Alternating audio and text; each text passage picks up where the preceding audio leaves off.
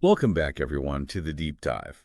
Today we are going to, we're diving into a period in international relations, a period that's pretty wild when you think about it. We're talking about 1939 to 1991. I mean, that's really not that long a time when you think about it, but in that relatively short window, the world went through some really massive changes. You had the collapse of that European multipolar system that had been around, for centuries.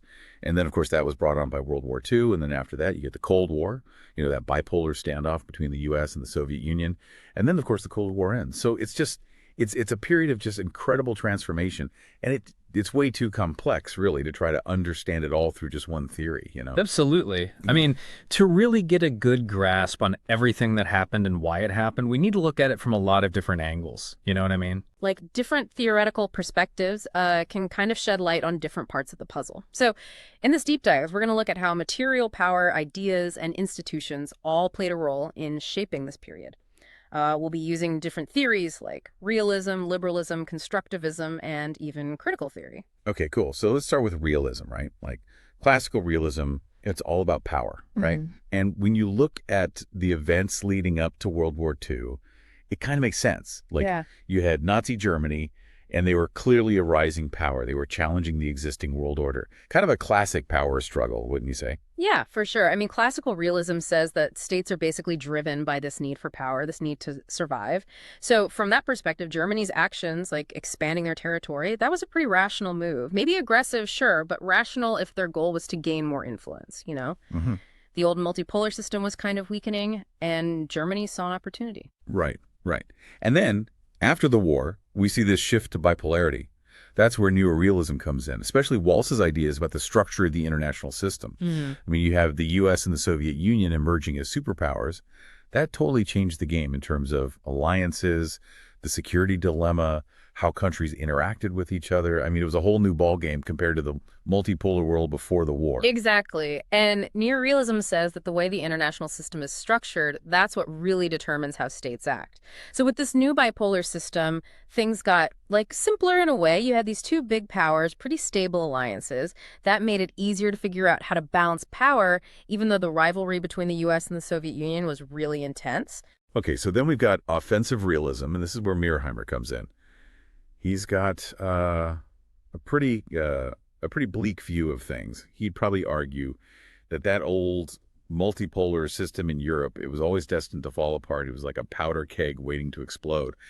But then he also makes this kind of counterintuitive point. He says that the Cold War, even with the threat of nuclear war, actually made things more stable in a weird way. Yeah, Mearsheimer's view is that great powers, they always want more power. They're never satisfied. So in the Cold War, you have this clear division of power, the U.S. and the Soviet Union. And on top of that, you have the risk of nuclear war, which is terrifying. So that actually made large-scale war less likely. It's like the stakes were so high that neither side wanted to risk it. Interesting. So then there's defensive realism, which focuses on the security dilemma. That's the idea that when a country tries to make itself safer, other countries might see that as a threat. And that can lead to a whole spiral of tension and escalation. I mean, the Cold War, with all the arms races and mistrust, that's a perfect example of the security dilemma in action, isn't it? Yeah, totally. Defensive realism emphasizes that countries mainly just want to be safe. But the problem is when they try to protect themselves, other countries might misunderstand their intentions. And that's how you get these cycles of mistrust and rivalry. And that was definitely happening during the Cold War with both the U.S. and the Soviet Union building up their militaries. But, nuclear weapons also kind of put a limit on things. Like they knew that an actual war would be catastrophic. Right. But when you look at how the Cold War actually ended, realism has a harder time explaining things. Like the Soviet Union, a superpower, it just kind of dissolved. Relatively peacefully, too. And they didn't really try to fight it. That's not really what realism predicts, is it? No, it's not. And that's where you can see the limits of focusing only on material power. Realism has trouble explaining what happens when domestic politics, economics, ideas, and leadership all start to shift. Like Gorbachev came in with his reforms and his new thinking in foreign policy. That changed things in ways that realism doesn't really account for. Yeah, and it also seems like realism doesn't always give enough weight to the role of ideas. Yeah. I mean, the Cold War wasn't just about military power. It was this huge ideological battle. It was about fundamental differences in how society should be organized. And then you've got nuclear weapons. The whole idea of mutually assured destruction, that changed the whole logic of war in a way that traditional realist theories didn't really see coming. Yeah, you're right. Realism is great for understanding power politics, but it doesn't always get the full picture. Ideas matter, and things like nuclear weapons can totally change the game. Okay, so let's move on to liberal institutionalism. Yeah. This theory is all about how international organizations, economic ties, and democratic norms can influence how states behave. And during the Cold War, we saw these parallel systems emerge. Like you had NATO on one side, the Warsaw Pact on the other, you had the Bretton Woods institutions, and then Comecon. It was almost like two separate sets of rules were being created. Right. And from a liberal institutionalist perspective, what's really interesting is how these parallel institutions kind of shaped things even after the Cold War ended. Like once they were set up, they created these patterns, these what we call path dependencies. They had their own bureaucracies, their own rules, their own ways of doing things. And that influenced how countries made decisions, even when the original reasons for those institutions had kind of faded away. Like Eikenberry talks about the constitutional character of the U.S.-led order. It's kind of amazing how many of those Cold War institutions are still around. NATO, the IMF, the World Bank, they're still going strong. Eikenberry argues that they represent something more than just a way to contain the Soviet Union. They're based on shared values, on this idea of cooperation. And that's why they've lasted. Exactly. That constitutional element, it's about having a shared set of rules, shared values, and that creates legitimacy. So even after the Cold War ended, a lot of countries still saw these institutions as beneficial. And then you've got this idea of complex interdependence. As technology got better and economic ties between countries grew stronger, especially in the West, it seems like the Soviet Union started to fall behind. Their system was much more closed off, less interconnected, and that made it harder for them to keep up. Yeah, liberals believe that when countries interact more, when they're trading with each other, sharing ideas, that kind of stuff, it makes war less likely. They become more dependent on each other, so it makes more sense to cooperate. And the Soviet Union, they were kind of isolated from those global networks, so they had a hard time keeping up economically, and that eventually weakened them. And there's the democratic peace theory, which is another big part of liberalism. It basically says that democracies are less likely to fight each other. Yeah. And that's definitely seems to hold true during the Cold War. I mean, the Western democracies, they were allies and they never went to war with each other. Yeah, that's one of the big arguments in favor of the democratic peace theory. There are all these shared norms, shared institutions, and just more transparency between democratic countries, and that creates trust and makes cooperation easier. But liberalism isn't perfect. When you really look at the Cold War, there are definitely some inconsistencies. Like the U.S., they were all about containing communism. But sometimes that meant supporting dictatorships, getting involved in other countries' affairs in ways that kind of went against liberal principles. Yeah, that's a good point. Sometimes practical considerations can clash with ideals. During the Cold War, the U.S. sometimes had to make tough choices that weren't exactly in line with liberal values.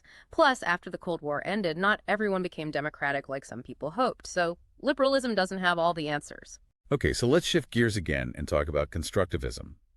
This is where ideas and identities really take center stage. Constructivists argue that the Cold War wasn't just about power. It was a clash of worldviews, of different ways of understanding the world. You had democratic capitalism on one side and state socialism on the other. They were like two completely different imagined communities, right? Yeah, exactly. Constructivists believe that ideas and identities are super important for understanding international politics. And in the Cold War, those competing ideologies shaped everything. Who became allies, how countries talked to each other, even how they perceived threats. And constructivists also emphasize that norms, like ideas about what's right and wrong, they change over time. So during the Cold War, concepts like sovereignty, self-determination, and human rights, they were constantly being debated and redefined. Yeah, the whole concept of self-determination, for example, that became really important during decolonization, and human rights became a huge issue. The East and West were constantly arguing about what those things really meant. Gorbachev and his new thinking. That seems like a good example of how constructivist ideas can play out in the real world. I mean, the Soviet Union was struggling economically, but Gorbachev's changes weren't just about fixing the economy. He had this whole new vision of what the Soviet Union's role in the world should be. And that helped pave the way for a peaceful end to the Cold War. Yeah, with new thinking, Gorbachev was basically saying, hey, maybe we don't have to see everything as a zero-sum game. Maybe the U.S. and the Soviet Union have some shared interests. That was a huge shift in thinking.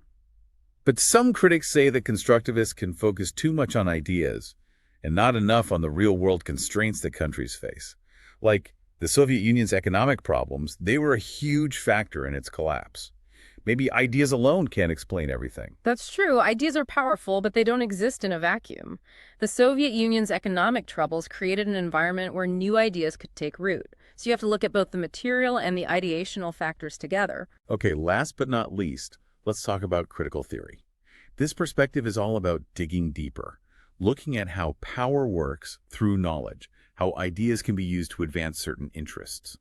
So during the Cold War, both the US and the Soviet Union were trying to promote their own versions of the world order, right?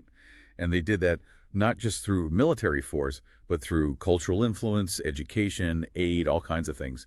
They were competing for ideological dominance, basically. Yeah, critical theory draws on thinkers like Gramsci. He talked about how powerful groups try to establish their authority not just through force, but by getting people to accept their ideas. And that's what was happening in the Cold War. Both sides were trying to convince the world that their system was the best, the most just. And they both used these big universal-sounding concepts, like the West talked about freedom, the Soviets talked about liberation. But critical theorists would say, hold on a minute, are those terms really neutral? Or are they being used to mask particular agendas? Exactly. Critical theory forces us to look beyond the surface, to ask who benefits from these ideas, whose voices are being silenced. Freedom and liberation, those words can mean very different things depending on who's using them and what their goals are. And post-colonial perspectives within critical theory, they point out that countries in the so-called Third World, they weren't just pawns in the Cold War. They had their own agency. They found ways to play the two superpowers off against each other to get what they wanted. Right. Post-colonial scholars remind us that the Cold War wasn't just a story about the US and the Soviet Union. Countries in the global South, they were making their own choices, pursuing their own goals, often in very creative ways. And the Frankfurt School, they might see the Cold War as a competition between two different versions of modernity. Both were obsessed with technology and bureaucracy. So maybe the Soviet Union's collapse wasn't just about capitalism beating communism. Maybe it was about one type of modernity failing to adapt. And critical theory also makes us think about the problems in our own system, even after the Cold War ended. Yeah, the Frankfurt School is all about questioning these big systems, looking at how they can become dehumanizing, how they can serve the interests of the powerful. So they'd probably say that even though one form of modernity won out in the Cold War, there are still a lot of problems to be solved. So when we look at all these different theories, we get a much more complete picture of everything that happened between 1939 and 1991.